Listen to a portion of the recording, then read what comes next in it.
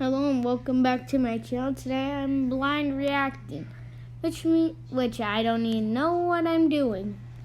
I just did this. My name is Sissy, and I grew up under terrible So your name's Sissy? Weird name, but okay. conditions because my mom was mentally ill. She often made me steal stuff from shops because no one suspected a little girl like me to be a thief. Of course, I was scared of being caught, but my mom gave me no choice. However, one night she drank too much and fell down the stairs. Suddenly, she couldn't walk anymore, and You said you're poor. How the heck could your mom afford booze? had to take care of her even though I was only 11. We quickly ran out of food, and I said, "Mommy, the fridge is empty and I'm hungry." She responded, "Stop complaining. Instead, go catch some cockroaches so we can eat them." Ew!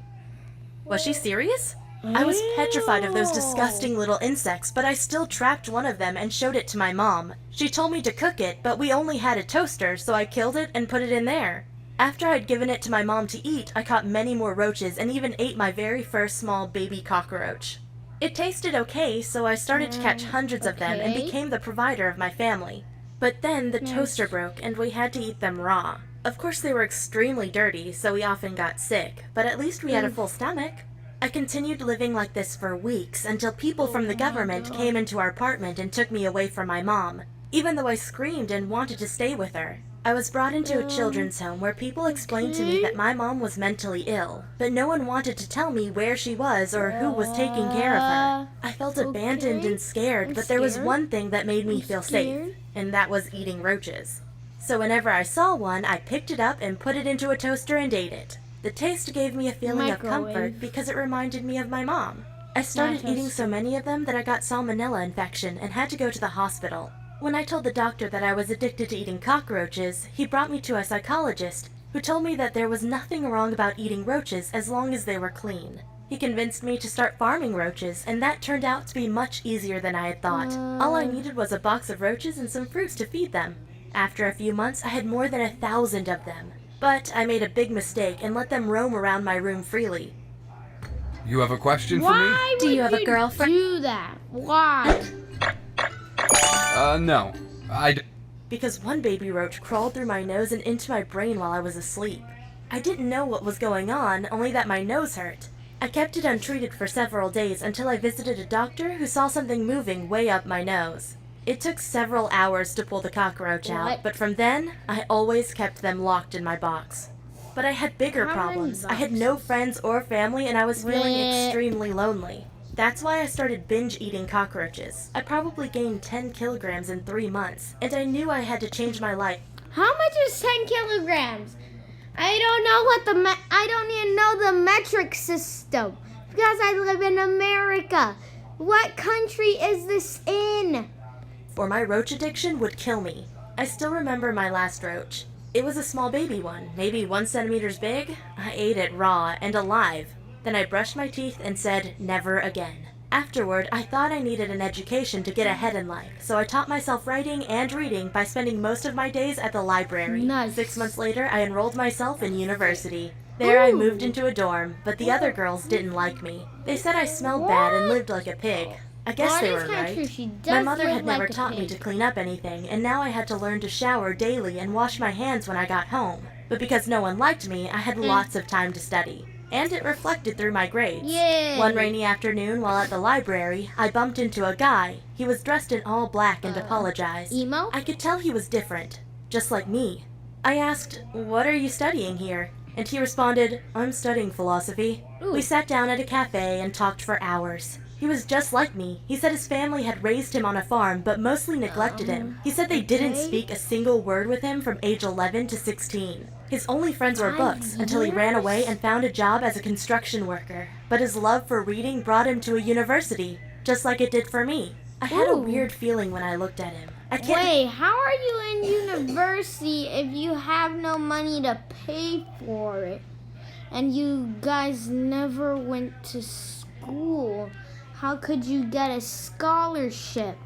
Describe it, but it felt good. And 1 week later, we had our first date. We were lying next to each other on the grass when he laid his hand on my belly. Of course I was nervous. I had never had a guy touch me. I didn't know what to do. But then he just kissed me. It was Blur the it, most blur intense it, feeling blur I've it, ever had, blur and I it, got so blur it. aroused that I bit into his lip. He said ouch and went back on his back. Okay, I'm I blurred. apologized and saw that he was bleeding. Gosh, what had I done? I was so stupid. I said, I'm so sorry. I've never kissed a guy before. It's okay, don't worry. I just didn't know you like it that way. What do you mean by Ew. that way? You like it rough. That's okay. No, I don't think so. He went back on top of me and gently choked Blur, me. blur, Do you like this? blur. I couldn't speak, so I just nodded. I loved the way he played with me. It was the Blur. first time I Okay. felt truly I'm attracted to a guy. Afterward, we became a couple and spent all our time together. I loved sitting next to him in the library so I could watch him read books. okay. He always looked so handsome. But one day, he was just gone. He didn't respond to my text, and his doormate said he had disappeared without saying anything. Of course, I was worried. Maybe something had happened to him, so I okay. called up all the hospitals, but he wasn't there. Maybe he had left because of me. Maybe he didn't love me anymore. I suddenly remembered my mom. For years I had avoided thinking about her, but now it all came back, especially the guilt that I had not taken care of her. Okay. I stayed inside my bed for days, crying my heart out until I decided I had to find her. Maybe she was still alive, so I went to the police and asked them to find out where they had brought my mom 10 years ago. It took them 2 weeks to figure out, but the news wasn't good. My mom had died shortly after we were separated. Died? I can't describe how hard the news hit me. I was What? absolutely devastated. I knew What? I was close to giving up and asked myself, is my life worth living? The answer was, no, it's not. But I knew it could become worth living if I got a nice Don't job, found a kill husband, yourself. and had kids someday. Yes, that would be a life worth living. And that's what I'm working towards right now. Nice.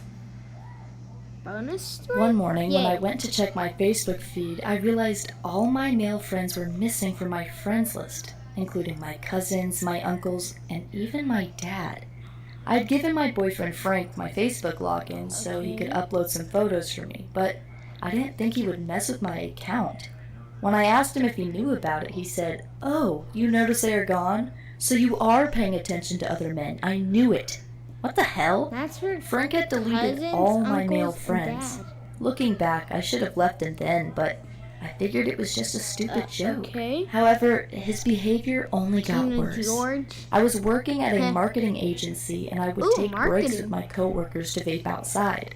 We'd talk about our various projects and make important decisions during those Question. Why are you vaping? breaks. Well, Vaping can kill you.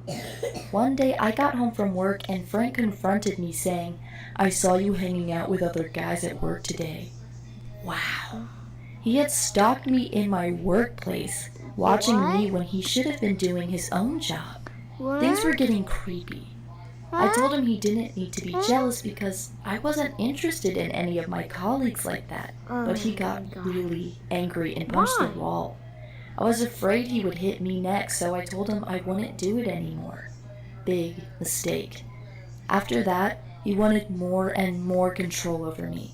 Like, he wouldn't let me wear certain clothes like shorts or tight shirts. And then he stopped me from talking to any of my male friends, including Steve, who is gay. Every What? day I got back from work, he would ask to go through my phone. At first, I wouldn't let him. I mean, everyone deserves some privacy. True. right? And there were True, text true, conversations true, with my true. friends where we talked about things I didn't want Frank to know about.